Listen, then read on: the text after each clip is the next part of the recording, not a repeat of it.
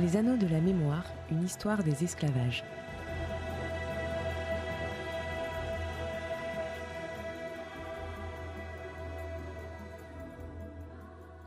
Chers auditeurs et auditrices, bonjour. Nous poursuivons cette semaine notre discussion avec Bernard Michon, maître de conférences en histoire moderne à l'Université de Nantes et membre du Centre de recherche en histoire internationale et atlantique, et avec notre invité Jean Neveu, professeur à l'Université permanente de Nantes, spécialiste de l'histoire du jazz. Bonjour à tous les deux. Bonjour. Bonjour. Alors, la semaine dernière, avec vous, Jean Neveu, on a évoqué le premier concert de jazz à Nantes qui s'est joué le 12 février 1918. Et aujourd'hui, on va s'intéresser à la diffusion du jazz à Nantes en ce début du XXe siècle.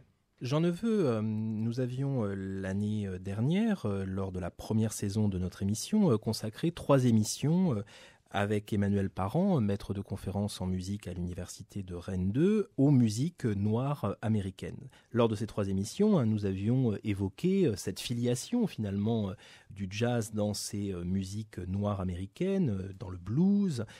Pouvez-vous nous rappeler les grandes lignes ? Je sais que c'est une question difficile parce que on pourrait évidemment largement le développer, mais pouvez-vous nous rappeler ces racines du jazz ? Oui, mais c'est vrai que le jazz est par nature une musique métissée, mais je pense que toutes les musiques sont des musiques qui s'inspirent des musiques antérieures et qui apportent quelque chose de nouveau.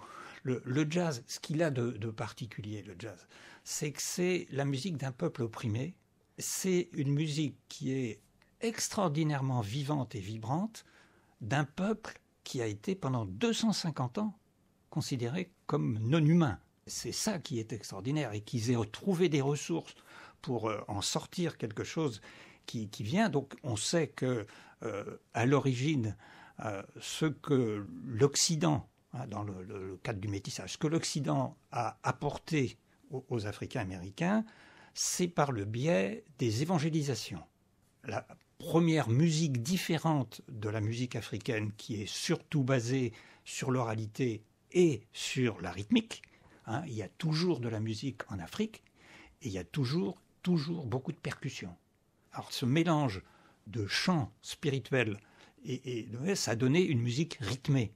Cette musique rythmée, elle a été exprimée d'une manière beaucoup plus triviale par les chanteurs de blues qui racontaient leur misère. Ils racontaient comment ils étaient maltraités par leurs propriétaires, abandonnés par leur maîtresse, bousculés dans leur vie professionnelle, etc. Enfin, et dans leur vie quotidienne. Le blues a succédé, c'était en quelque sorte du spiritual à la mode populaire, quoi, hein. Et puis après est arrivée une musique qui venait, alors on peut même dire presque directement de la musique du foxtrot, qui a été le ragtime, une musique très saccadée, la musique qu'on a appelée syncopée.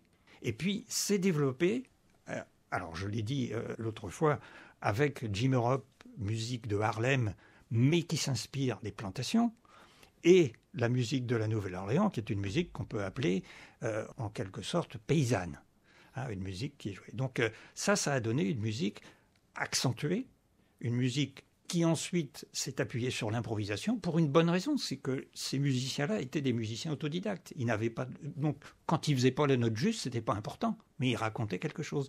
Et le fait de ne pas jouer exactement sa musique, mais de jouer ce qu'on ressent, c'est de l'essence du jazz. Voilà. Pour moi, c'est un cheminement extrêmement logique et c'est un cheminement qui donne sa valeur à cette musique, qui donne sa singularité et qui donne, moi, ce que je trouve, un élément d'admiration pour ces musiciens afro-américains. Et le jazz qui s'est donc développé durant tout le courant XXe siècle, et encore aujourd'hui bien sûr. Et du coup, je voudrais revenir justement sur le premier concert de 1918. Vous l'avez dit dans l'émission précédente, il y a eu une réception très enthousiaste des publics nantais. Alors, à la suite de ce concert, comment s'est diffusé le jazz à Nantes ? Quel style de jazz était en vogue à l'époque ? Alors, en 1918, surprise, étonnement, admiration, etc. Et le public nantais a réclamé, bien sûr, un petit peu de cette musique. Alors, elle s'est transmise par les cafés, ce qui est aussi dans la logique de l'histoire du jazz, qui est une musique de bordel, et une musique de lieu de plaisir. Donc, les cafés ont donné des musiques qui étaient, on peut appeler ça des ersatz, des petites parodies, ou des reprises, etc. Et puis, est arrivé ce qui est un élément essentiel de diffusion du jazz, l'enregistrement sonore. Sans l'enregistrement sonore, sans la radio, sans la reproduction, peut-être que la musique n'aurait pas quitté et la Nouvelle-Orléans et Harlem. Cette reproduction a fait que on avait un modèle et on recopiait le modèle et puis on jouait. Donc les cafés ont servi énormément. Et puis après, il y a eu des concerts. Il y a eu des concerts. Les premiers concerts sont pas tellement référencés. Ce que l'on peut dire à Nantes comme à Paris, c'est le jazz s'est vraiment devenu populaire à la Libération. Et de la même manière qu'en 1918, il y avait la réception de ces militaires qui étaient en train d'aider la France à gagner son combat, de la même manière, en 1944-45, les Américains ont été vus comme des sauveurs et leur musique était une musique de sauveurs. C'est ça qui est important aussi à percevoir. C'est une musique de libération. Et je vous propose d'écouter un extrait de Bob Dixon, un groupe nantais qui a enregistré dans les années 70. Dans les années 70. Dans les années 70. Et c'est le premier orchestre significatif et qui a de la personnalité. Bob Dixon, je l'admirais beaucoup, c'était un bon copain. Malheureusement, il a disparu il y a fort longtemps, il est mort très jeune. Et il a constitué le premier big band à Nantes, qui a été repris par quelqu'un que les gens de Radiophilité connaissent bien, qui est Jean-Philippe Vidal. Donc c'est le premier big band de l'histoire. Et il a une belle personnalité. On va écouter Renouveau.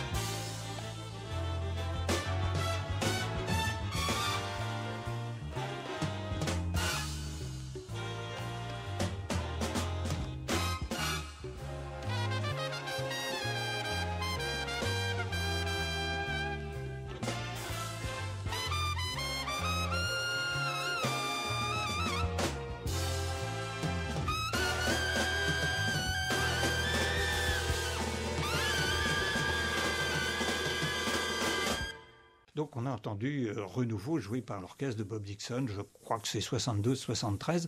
C'était un disque en fait qu'il avait eu la chance d'enregistrer pour servir de support à des films. C'était une musique de film et ça s'inspirait un petit peu de Stan Kenton, de ces grands orchestres américains, mais ça swingait et puis c'était des gens, il y en a encore un ou deux qui sont par là, Jacques Dupas qui était un saxo alto et Jean-Philippe Vidal a joué comme gamin dans les saxos ténors à l'époque. Voilà. Donc un groupe qui a joué à Nantes dans des cafés, dans des salles, absolument, dans les années 70. Dans les années 70. Alors justement, est-ce qu'on a d'autres exemples de formations à Nantes de jazz ? Ah oui, alors dans ces années-là, je pense. Oui, dans ces années-là, donc moi je peux dire que j'y participais parce que c'était ma vie. Moi j'ai été, je dis toujours que je suis un militant du jazz comme je suis un militant des droits de l'homme parce que je trouve que c'est pas assez respecté. Et j'ai participé à beaucoup d'opérations, très très souvent sans succès public. Le jazz a été très en vogue à la fin de la guerre, et puis c'est devenu une musique qui a été remplacée par le rock'n'roll. C'est devenu une musique un peu considérée comme un peu savante, quoi. Voilà.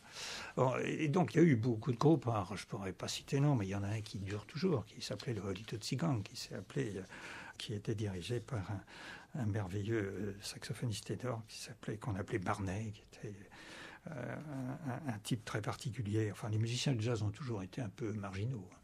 Et on n'était pas très connus. J'avais donc, moi, participé à toutes ces opérations-là. Et puis, aujourd'hui, évidemment, la relève est assurée par tout un tas de jeunes. Et il y a le groupe Yolk qui est vraiment à la pointe. Hein. Je suis abonné, bien sûr, à toutes les revues spécialisées de jazz. Et le dernier album, dirigé par Alban Darche et le groupe Yolk, est considéré comme un des grands disques du mois. Donc, ça fait partie des... Alors, il joue une musique qui n'a plus grand-chose à voir avec celle de Bob Dixon et encore moins avec celle de Jim Europe, mais le jazz avance. Le jazz a toujours été une musique qui s'est inspirée des uns et des autres.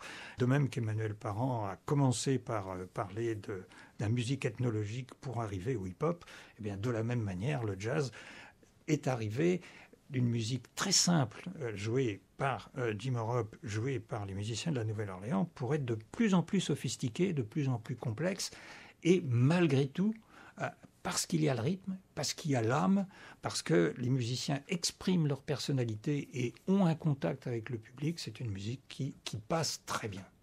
Il y a aujourd'hui un nombre de festivals de jazz en France qui est incroyablement,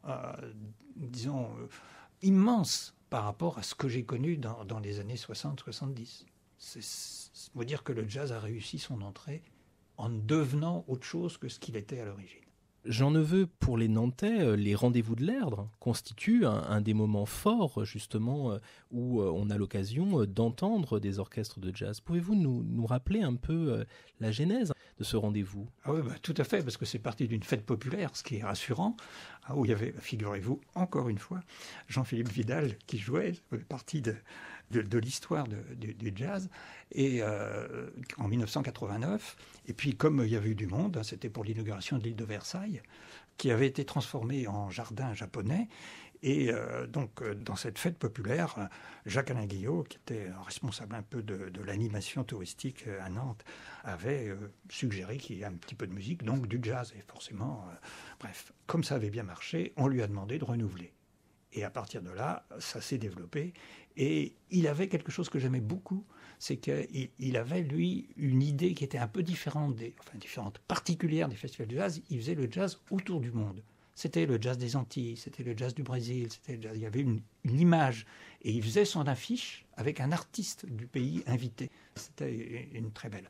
Aujourd'hui, le festival de Nantes est devenu encore plus important grâce à Armand Maignan, mais qui lui vient du Mans, qui est pas nantais comme Jacques Alain, et qui a apporté une touche peut-être plus professionnelle, en quelque sorte, ce qui fait qu'on a toujours des artistes, mais de préférence, et j'aime bien ce qu'il fait, de préférence des musiciens français. C'est-à-dire que le jazz est une musique du monde, et les Français se la sont appropriés, en quelque sorte, ont réussi à en faire une musique personnelle, alors que c'était une musique un petit peu venue des États-Unis. Un rendez-vous qu'on ne manque jamais en tant que Nantais. Merci Jean Neveu d'avoir participé à cette émission. Bernard, on se retrouve la semaine prochaine. Excellente fin de journée aux auditeurs qui nous écoutent.